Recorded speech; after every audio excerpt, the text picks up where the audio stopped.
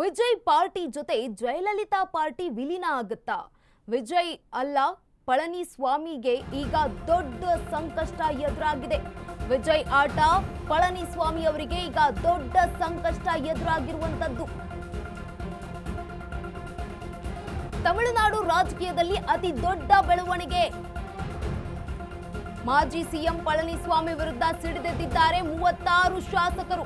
Vijay party ಬೆಂಬಲಿಸಲು 36 ಶಾಸಕರು ತೀರ್ಮಾನ ಕೈಗೊಂಡಿದ್ದಾರೆ. 36 ಶಾಸಕರು ಕೈಕೊಟ್ರೆ ಏನು ಮಾಡೋದಕ್ಕಾಗೋದಿಲ್ಲ. ಪಕ್ಷಾಂತರ ನಿಷೇಧ ಕಾಯಿದೆಯು ಅನ್ವಯ ಆಗೋದಿಲ್ಲ. ವಿಜಯ್ ಆಟ ನೋಡುತ್ತಾ ಪಳನಿಸ್ವಾಮಿ ಸುಮ್ಮನಿರಬೇಕು.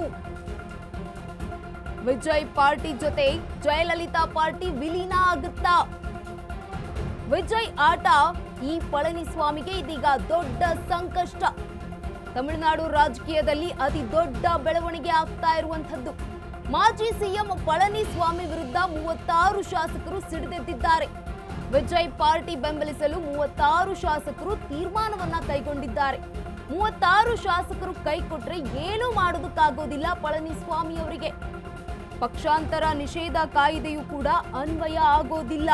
ವಿಜಯ್ ಅವರ ಆಟವನ್ನ ನೋಡ್ತಾ ಪಳನಿಸ್ವಾಮಿ ಅವರು ಸುಮ್ಮನೆ ಕುಳಿತುಕೊಳ್ಳಬೇಕು. ಇದೀಗ ತಮಿಳುನಾಡಿನಲ್ಲಿ ಅತಿ ದೊಡ್ಡ ಬೆಳವಣಿಗೆ ಆಗಿರುವಂತದ್ದು. ವಿಜಯ್ ಪಾರ್ಟಿ ಜೊತೆ ಜಯಲಲಿತಾ ಪಾರ್ಟಿ ವಿಲೀನ ಆಗುತ್ತಾ ಅನ್ನುವಂತಹ ಪ್ರಶ್ನೆ ತಮಿಳುನಾಡಿನಲ್ಲಿ ಎದ್ದಿರುವಂತದ್ದು. ರಾಜಕೀಯ ವಲಯದಲ್ಲಿ ವಿಜಯ್ ಆಟ ಇದೀಗ ಈ ಪಳನಿಸ್ವಾಮಿಗೆ ದೊಡ್ಡ ಸಂಕಷ್ಟ ಎದುರಾಗಿದೆ. ತಮಿಳುನಾಡು ರಾಜಕೀಯದಲ್ಲಿ ಅತಿ ದೊಡ್ಡ ಬೆಳವಣಿಗೆ ಇದು. ಮಾಜಿ ಸಿಎಂ ಪಳನಿಸ್ವಾಮಿ ವಿರುದ್ಧ 36 ಶಾಸಕರು, ಅವರದ್ದೇ ಪಕ್ಷದ ಶಾಸಕರು ಈಗ ಸಿಡಿದೆದ್ದಿದ್ದಾರೆ. ವಿಜಯ್ ಪಾರ್ಟಿಗೆ ಬೆಂಬಲಿಸಲು ತೀರ್ಮಾನ ಕೈಗೊಂಡಿದ್ದಾರೆ 36 ಶಾಸಕರು. ಒಂದು ವೇಳೆ 36 ಶಾಸಕರು ಕೈ ಕೊಟ್ರೆ ಏನು ಮಾಡೋದಕ್ಕಾಗೋದಿಲ್ಲ ಪಳನಿಸ್ವಾಮಿ ಅವರು. ಟಿವಿಕೆ ಜೊತೆ ವಿಲೀನ ಆಗುತ್ತಾ ಎಡಿಎಂಕೆ ಪಾರ್ಟಿ?